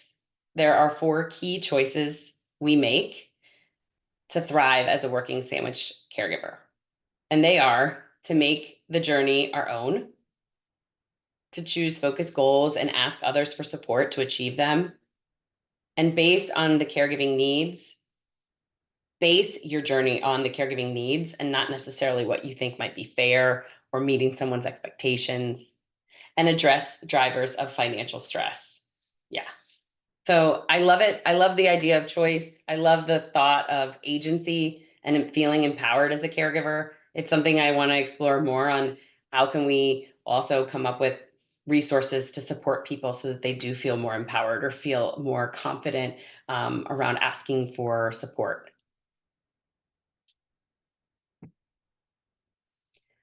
You may have heard life advice that says that when you're juggling some aspects of your life, there are rubber balls and there are glass balls. And so we should take care not to drop the glass balls, whereas if we drop a rubber ball, it could bounce. So many people treat their rubber and glass balls as constants, and that's not always the case. So just going back to choice, as a working family caregiver, remember that your journey is unique, and think about how you can be more flexible and assess your situation differently, or reframe how you're looking at your situation. You can determine which priorities or situations are glass balls at any time. And sometimes it might be a work opportunity. Sometimes it might be a caregiver need. And sometimes it might just be for your own well-being. So we're going to look at a model now that helps us integrate our work and care into a compelling career journey, one that is all our own. Oftentimes, I don't know about everyone on this call, but I graduated 20 years ago, and the idea of the career path was really thinking like it was really sold to me like this ladder, just like a vertical up, just from down to up, from low to high, and you've likely seen a career path model like this one that's linear. It's focused on building one core expertise over the course of your career and continually advancing in your career until you finally decline. And this model may have worked back in 1953 when it was developed by Donald Super, but it clearly isn't a fit for the current career paths, even if we never had caregiving responsibilities. Why not? Because it suggests that major life events will push us off the one career path. Things like becoming a parent later in life, things like divorce, things like career pauses for caregiving. It also envisions retirement as this on and off switch and doesn't leave room for ramping down or for creating a second career in retirement, and it doesn't allow for us to learn a variety of skills. More than ever, the job marketplace demands and allows us to evolve professionally to adapt to a quickly changing world. So, what kinds of models can help us plan careers that integrate real life events? Instead of a rigid linear path, if we embrace this idea of a career cycle as something that is a continuous cycle of learning, building skills and experiences that create portfolios of what we can bring to our next career opportunity. I think also this approach naturally integrates how life and work evolve, priorities evolve. Some years are loaded with work or with caregiving or both. But the desire to thrive both at work and at home remains. And this model can allow us to work towards high accountability, performance, and execution, and to evolve into a new role or direction when we are ready. And it can also keep us constantly relevant in the workplace. The career portfolio concept is one that was developed to adjust to the needs of a modern workplace and career, and it wasn't created specifically for caregivers, but it feels like a good fit for them. And you'll have access to this presentation afterwards, and I encourage you to pull up this slide and think through what cycle of your career are you in right now, and how are you building skills and experiences you are adding to your own career portfolio. I also think this is helpful if you're looking for something new and you're looking for a new job, and you're working on your different versions of a resume, or how you're going to approach a question about a gap in on that resume in an interview. I think coming out of pandemic, people are asking about those less, or they're changing the way they ask about that in an interview. But I feel like this cycle, an exercise with this cycle, is really helpful in terms of preparing for something like that. And even if you're trying to move around internally at your organization, I've been at AARP almost 10 years, but I have moved around. We talked about it a little bit at the beginning, but I've moved around in order to move up. I haven't just moved up in one team. And I had to be open to wanting to do new things to do that. So here we are, we've got to the experiment piece of this session. We've done some experiments in the previous sessions. I'm not going to read each of these, but it is time for you to pick one easy, quick experiment to help you start to make the career and care journey your own. So here are some ideas, or you can make up your own experiment. The idea is to do something quick and easy just to get yourself in motion. So read through these options and choose the one you'd like to try. It may be a first step on something you've been avoiding, or just something you are most curious about. And jot in the chat the number of the experiment you'd like to try. And then look to see if there are folks here who are doing the same experiment as you. Our Alumni Association just gives us so much opportunity for connection. So you may want to stay connected to other caregivers who are here today and be accountability partners for each other. So I'll give everybody a second.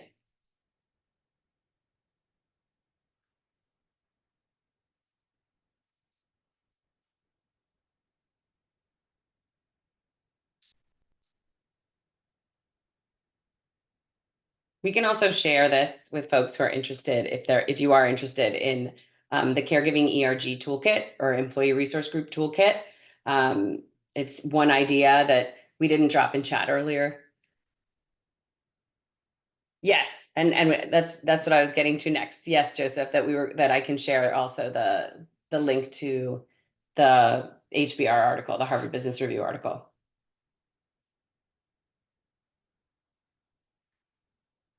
Oh, I love Deborah that you picked number 3. I've actually been introduced to someone who is a career coach specifically for caregivers, and I think that that's great. I think having a coach is what's helped me move through and navigate times that I've had a tremendous amount of stress in caregiving or balancing work and care. And, my mom being in the hospital a couple years ago, and at the same time that I was pregnant with my daughter. And it was, really hard and stressful. And so having accountability with a career coach was very helpful for me throughout the whole thing. And so is having a therapist, which I might get to in another slide, but definitely career coaches I think are very valuable, especially to working family caregivers. Like if every caregiver could have a coach, I think we might stay in the workplace. We might be able to avoid seeing people leaving the workplace from feeling like they aren't supported.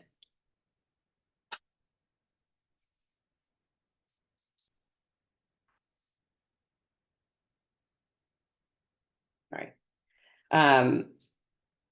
So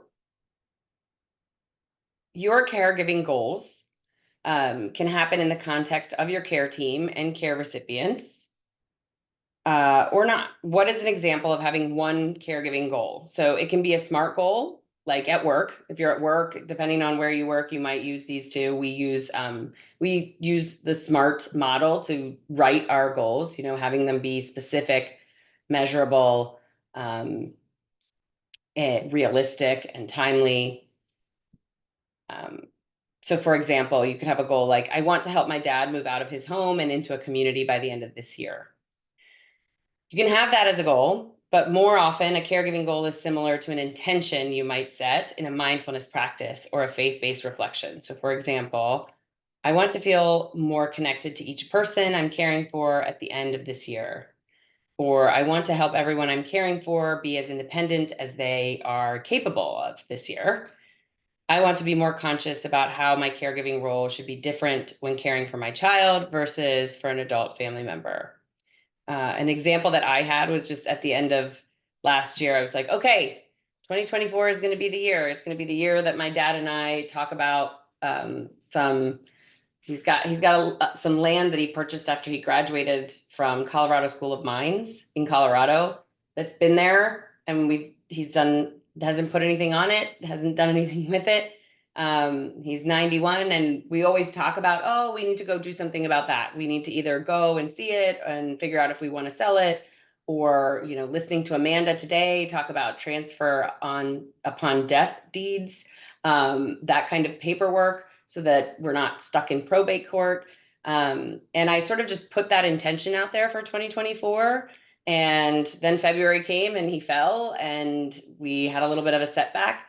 But while he was recovering at my house, he happened to read AARP, the magazine, and he read the article that I had posted a little bit earlier, which was an article written by someone who works in our policy team. And she's giving the first person account of her experience executing her mom's estate as the executor for her mom's estate. And she in there listed takeaways. That article has some takeaways around like what you should have in place so that whoever you leave behind isn't scrambling or super stressed, and just knows where you have things and what you want to do with them.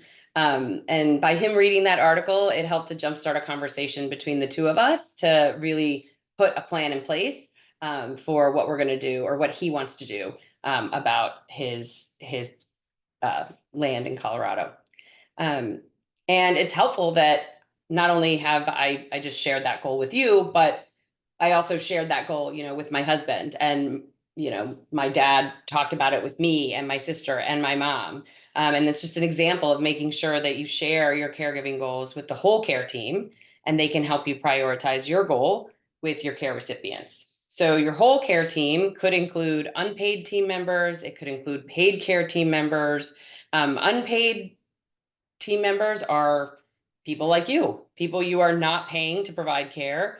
It might be your partner if you have one, potentially other family members, the neighbor who pitches in, the faith leader who checks in with your dad. You can define this team as broadly as you can. And then paid care team members are people you pay to provide care for your family member. This might be your daughter's daycare provider or your home care provider for your mom. And if you work in a global organization, remember that these roles can be different across countries, as public programs and healthcare can differ broadly.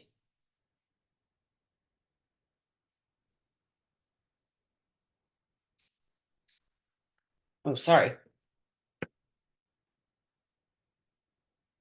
So I think I just talked about this, which is defining your caregiving goal for this year. Think about defining your caregiving goal for this year. It's helpful if it aligns with your values and if you can engage your whole team. The unpaid care teams and the paid care teams include, the adults, thinking about the adults you're caring for, thinking about the children that you care for, try and prioritize something with each child, and make sure that you can deliver on it, and talk with adult care recipients about your goals and share that you'll need their support and understanding. So in having work goals, talk about your work goals with your family, and talk about your caregiving goals as well.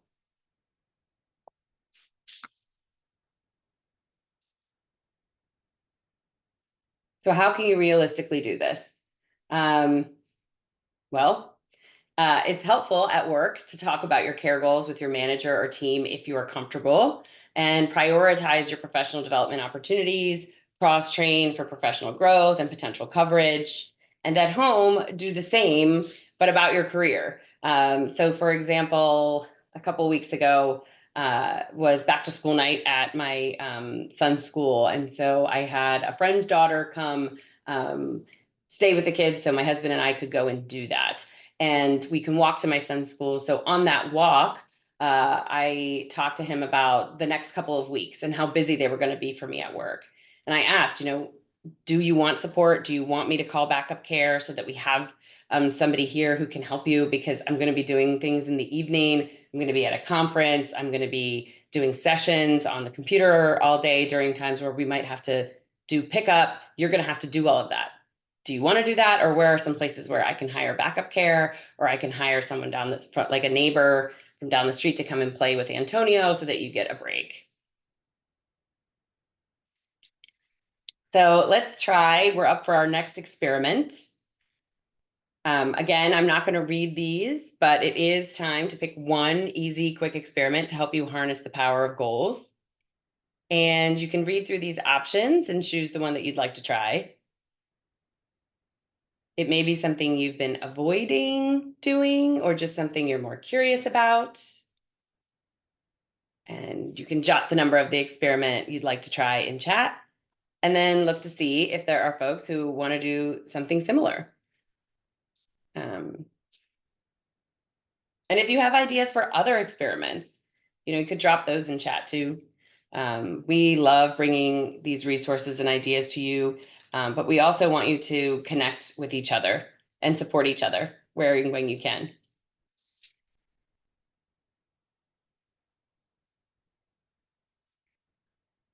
Many people in the sandwich generation feel like they are in the middle of a tug of war, with each generation pulling on them for what they want and need. And it's natural to try and be fair to both generations by spending equal time and equal energy on them. But instead of fairness, we might be able to frame our general or traditional thinking around what's fair differently. So the author, Rick Riordan, says fairness is not giving everyone the same thing. Fairness is giving each person what they need to succeed.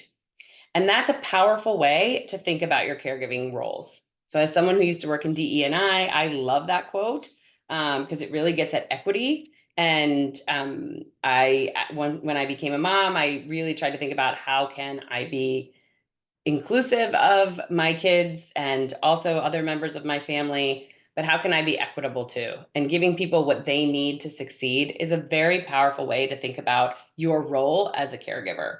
You're empowering people, whether it is empowering them along their journey to get better if they're in an acute situation, whether you're empowering them on their transition, with something a little bit later in life. And empowering, when it comes to your kids, empowering them to be the best versions of themselves. So how do you do this? This is a chart that is an example of something that can help you prioritize as a sandwich caregiver, because it can feel like someone or everyone needs something from us all the time, and that makes it hard to take care of ourselves too. So this is a fresh way of thinking about it. Creating a chart with a row for each person and including yourself there, because we have to take care of ourselves as well. And if you have a partner, include your partner. You have to take care of your partner too. And you have to take care of that relationship as well.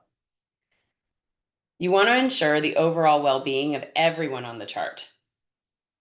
You can add column headers for each aspect of well-being. If we break it down into these pillars of mental health, social health, financial health, physical health. And for each person, jot a simple low, medium, high for each aspect of their well-being. And this can be a gut sense. And filling out this chart should only take about 2 minutes. And you can circle the lows. This is how you use your caregiving time and energy. Spend your caregiving time getting additional support in the place for all the lows. Your job in this case is to bring extra resources to that person for that aspect of their well-being. It's not your job to fix them all yourself. You can't.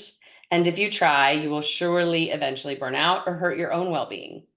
So sometimes this may mean that the top of your sandwich is using most of your energy. Your dad has a physical health issue that demands a lot, and you're spending your time lining up the medical providers and caregivers he needs.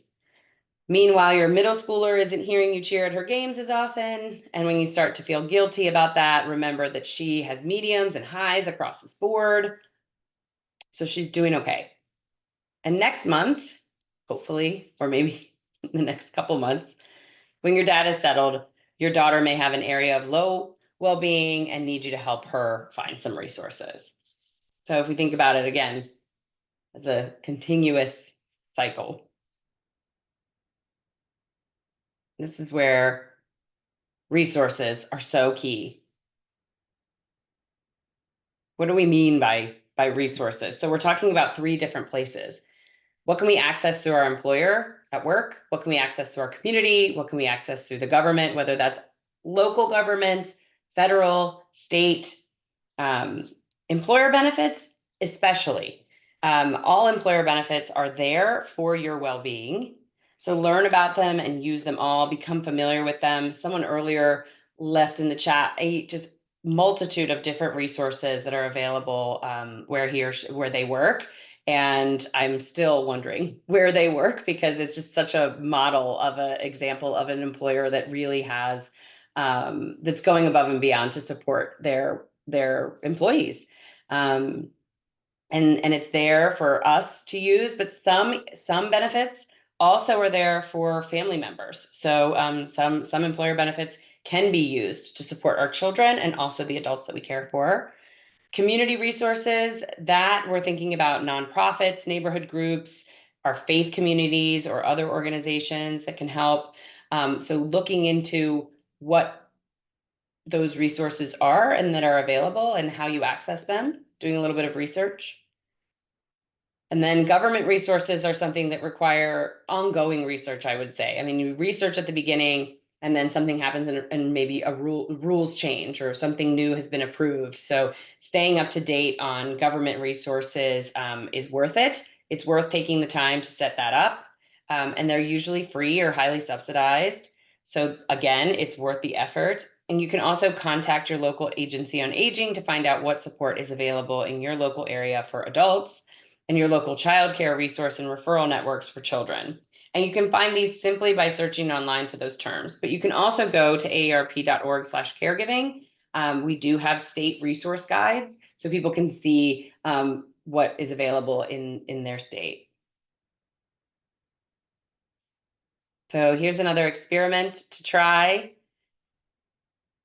This experiment is all around helping us shift how we use our time and resources for our care recipients. So these are some ideas. Again, you can make up your own experiment, but the idea is to do something quick and easy to get yourself in motion. And if you read through these options, choose the one that you'd like to try and drop it into the chat.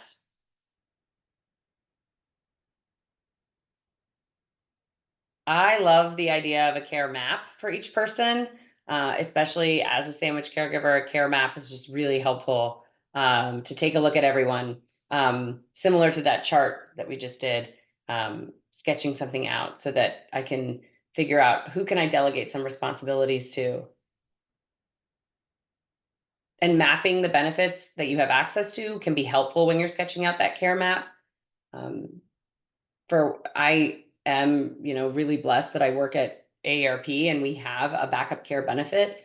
Some of us might not know, but our backup care benefit, and it depends on where you work, but our backup care benefit is not only for children, it does offer companion care. And it also applies to, care for someone who doesn't live with me. So my parents, who are now back home, 15 minutes away down the road, if my sister needs respite, like she wants to go to a baseball game or she wants to, do something else, I can reach out to my backup care benefit and ask for that backup care, request that backup care. I can request for it. Doesn't mean I'm always going to get it, but I can request for someone who speaks Spanish, because that's the language my mom prefers, and schedule for someone to come. And my sister can then have that time, and feel like she can have that time. Now, getting my parents and my sister comfortable with the idea of accepting that backup care was also some work. Again, it goes back to family dynamics and what people are comfortable with. But once we did it and once we tried it out and everybody was happy with it, we've been able to use it quite a few times. So this year I've used backup care for both my kids and my parents. Okay. Something that's very important for all of our overall well-being is lowering our stress, and addressing drivers of financial stress can help us to see a plan that helps us sort of plan how we're going to afford this phase of life, and still protect our own long-term financial well-being. So financial wellness is something that everyone deserves, and especially caregivers, it can be really hard to balance. So Heather earlier went over some financial well-being for caregivers. So these are really putting what she shared into practice. And before we dig into this, I just want us to remember that no one financial plan is appropriate for a given age. Every person's circumstances are different, so each person's financial planning just needs to be unique. So if you look at these inputs to the financial plan, these are two different caregivers, but they, maybe at the same life, like they're the same age, but they have different inputs. They have different things that they're experiencing. And so you can see how their decisions and options are going to be different. And even if they're using the same basic financial planning tools and ideas. So quickly, I want to get through the financial tools just so we can make sure we have time for questions. But the key tool, and Heather has mentioned it also, is budget. So making a budget, even though it's not always fun, it is the key tool because it works for nearly everyone. And for us, Sandwich Generations, it's best to create 3 different budgets. They can be simple, but they can help us also to set boundaries for ourselves. And before we start, it is helpful to find a financial tool or planner that you'd be willing to use on an ongoing basis. So the financial toolkit that we shared earlier in Heather's presentation will make sure that folks know where to access that. And if you request one of those caregiver resource kits that Trisha mentioned, that actually has the hard copy of the financial workbook, but there are digital versions of it available online. Now, creating these budgets. So the first is for yourself and your children, and you're going to start with your own retirement savings and adjust later if needed. The second one is for your adults, care recipients, and the third is for the caregiving budget. And Heather did go into these with a lot of detail. I'm hoping everyone got to see her presentation, but if not, I will just quickly go over them. So the adult care recipient, that's who you're taking care of. So you're pulling anything that you've currently rolled into your own budget. In the past, you're going to put it here. And this third overflow from your adult care recipient's budget, it is not automatically absorbed by your personal budget. So instead, you use it to gather your care team and financial advisors to brainstorm how to bring the care recipients' costs back in line with their own assets and the community and government support that's available to them. And using a simple set of budgets on a monthly basis can work wonders, and it'll ensure that you're having the necessary conversations across your family, as well as tracking on your own short-term and long-term financial health. It also provides a way to engage other family members or care team members in managing the cost of care for your adult family members to fit their resources. So while we have resources to help you with all these resources, in the resources section at the end of our presentation today, including the financial workbook for family caregivers. So when you are looking for a financial planner, you can ask them about their experience working with sandwich generation caregivers.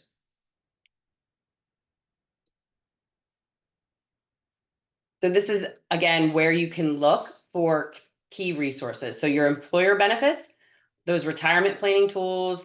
If you have financial advisory options, there you might have student loan options through your employer. You might have a health savings account or a flexible savings account, flexible spending account, I should say, sorry.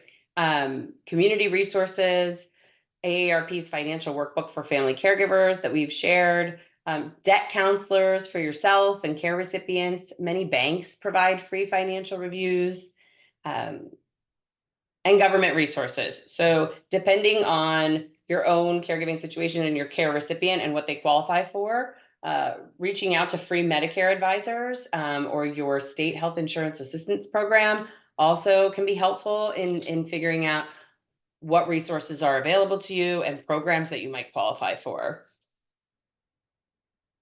And financial planning is one of the most important things you can do for self-care as a sandwich generation caregiver. It's not quite as fun as a self-care day at a spa or at the beach, but probably more valuable for our overall mental health in the long run. Okay, so another experiment here. I'm not going to read these out loud, but looking at them, think about these experiments that can help you with your financial planning and addressing your financial plans. I see a couple twos. Yeah, play with AARP's Community Resource Finder. Yeah, and the financial workbook for caregivers. Absolutely. And I'll be sure to share also a tool that we have, which is I shared it earlier during Heather's presentation on financial well-being. We do have an interview and advisor tool that helps people prepare for interviewing a financial advisor. So before you hire them, knowing what questions to ask to see if they're a good fit for you. Okay, so we're going to go into Q&A. So I'm going to keep sharing my screen. So Kara, if there are questions in the Q&A box, will you let me know? Not yet, but we are open to, to them. The question box is open. I see that Deborah wrote she's interested in any resources to find a career coach. If you're interested in specifically in the woman that I know who is focused specifically on caregivers, I'm happy to give you her information so you can reach out to her. It's not an endorsement, just letting you know, like, I think it's really interesting that I met someone who is focused on coaching, like career coaching specifically for caregivers. And she's someone who is just very passionate about caregiving and started her own employee resource group where she works. Yeah. Okay. I'll make sure I share that information with Kara so she can share it with folks. And I would be remiss if we didn't do a plug for our Coaches Corner option from the Alumni Association. It's a program where we highlight coaches who are alumni at the University of Maryland. And you actually get a cut from the cost of those coaching. So I just linked it Oh, here. wow, So thanks. yeah, lots of options. Well, now we know. Yeah, I'm like, oh, what a good partnership here. So you can kind of see their bios and yeah, contact them directly. So I love that. I can't stress enough how much I how much I've gotten out of having a coach, especially navigating the sandwich caregiving and just caregiving in general. And during pandemic, like I was working with her starting in 2020. So it was very helpful. Like, and a coach is not a therapist is not a coach. So for if you're fortunate enough to have access to both, very helpful in terms of like helping you navigate and just kind of feel like you're staying afloat, you know? So we have a couple of conversation starters for folks, since folks don't have other questions. They're very similar to the ones that we've seen earlier. Thinking about, you know, how can I get my parents more comfortable talking about money? And in my family, what's always worked, and this is just my dad's influence, is reading. So there might be like, you know, oh, did you see this new book about, you know, whatever the topic is, like this, Your Best Financial Life, that's behind me, for example. When I got that book, you know, sharing that book with each other and then having that conversation is just a conversation starter. Gotta move this chat here. And how can I put less financial pressure on my own kids later? I mean, that's something I'm thinking about now, right? I'm trying to figure out, like, if I were to take on something that was in my dad's name, and he's, you know, should I buy it from him, or should we just have a transfer upon death deed? Because if I buy it, then can I just put, you know, my kids' names on it so I don't have to change it later? Thinking about the future, like just some examples around like, how can I do that?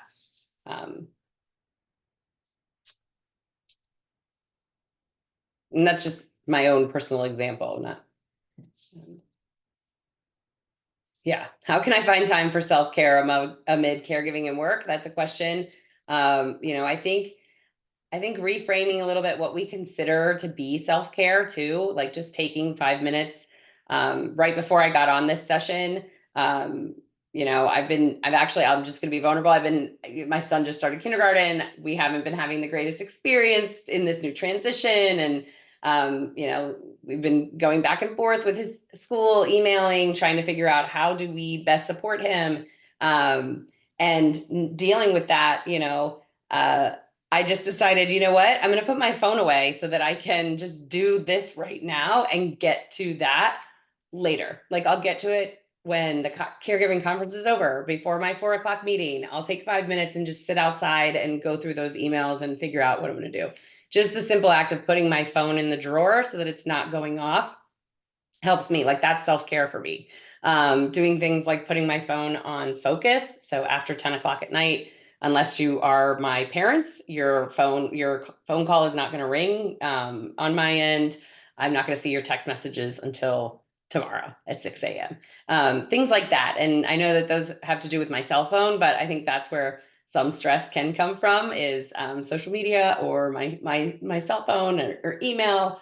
So those are things that I think are just tiny ways that I can take care of myself, or listening to a song or going outside and just doing a short walk in between meetings is helpful too. And finding joy. I would say, you know, I love the slide in the research that shows that sandwich caregivers have a positive outlook and a sense of purpose while doing all of this. I think that's where, you know, we really can just sit back and find that joy in the experience and think about and reframe, right? It's, oh, all these things that I have to do, but just switching from what I have to do to what I get to do today, it can be helpful for me. Okay, so I'm going to get into resources. I'm not sure where we are on time. I can't remember if I was supposed to be done by 2:30. Yes? Yeah, I think 2:30 is our stopping point, but Okay. we've still got people on the call. Okay. So Well, whatever we're you going to share the deck with everyone. So we can do that. You know, we'll share the decks. These decks have these resources. I think out of everything, you know, again, just can't stress enough taking care of ourselves in that list of people. And while it might feel like it's one more thing to do, creating a respite care plan is very just crucial. And I try and encourage my sister to do this for herself as well. And it does take some planning, right? Because I do say to her, hey, what are the things that are coming up next month that maybe your friends are doing that you want to be able to do?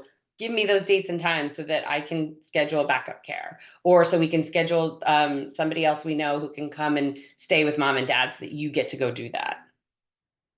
This has been shared earlier today, and it is the Family Caregiving Guide. It's a great place to start. The financial workbook, same, also shared earlier today. A lot of these as well, all shared today. So when we share these decks, you'll have them. And if you do prefer paper, we can get you the caregiving kit that I mentioned that has all of these resources in like tangible that you can touch and turn the pages and write in. So if you can, just share your one key takeaway from today that you want to try this week. You can share it in chat, which will make you more likely to follow through. I agree with that. When I put something down, write something down, I am more likely to do that. So I just want to say thank you. I know I'm supposed to close out, so I'm just going to leave this slide up real quick, which shows the caregiving program series. Today, you all got 4 of these sessions. There are others, and we have them online available at this link. I'll also share the link with Kara in the event that anybody's interested in bringing some of these sessions to where you work.